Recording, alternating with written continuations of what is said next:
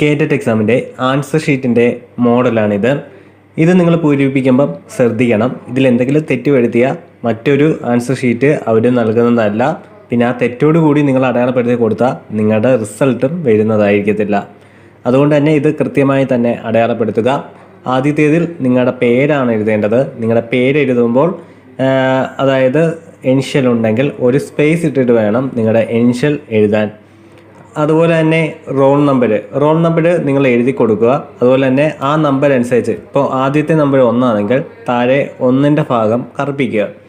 അതുപോലെ തന്നെ booklet number എന്ന് പറയുന്നത് നിങ്ങളുടെ ക്വസ്റ്റ്യൻ പേപ്പറിൽ മേളിലായിട്ട് ഒരു 6 അക്ക നമ്പറുണ്ട്, അതായത് ചുവന്ന അക്ഷരത്തിൽ എഴുതിക്കുന്ന 6 അക്ക നമ്പറുണ്ട്, അതാണ് എഴുതേണ്ടത്.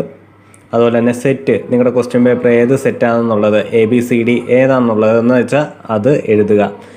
മറുഭാഗത്ത് നിങ്ങളുടെ ഒപ്പിടുക. മറ്റൊരു ഒപ്പ് നിങ്ങളെ ക്ലാസ്സിൽ നിൽക്കുന്ന സാറിൻ്റെ ഒപ്പാണ്.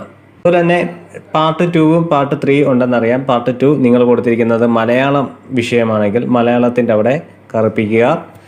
അതുപോലെ തന്നെ പാർട്ട് 3 നിങ്ങൾ ഇംഗ്ലീഷാണ് കൊടുത്തിരിക്കുന്നതെങ്കിൽ ഇംഗ്ലീഷിൻ്റെ ഭാഗവും കറുപ്പിക്കുക.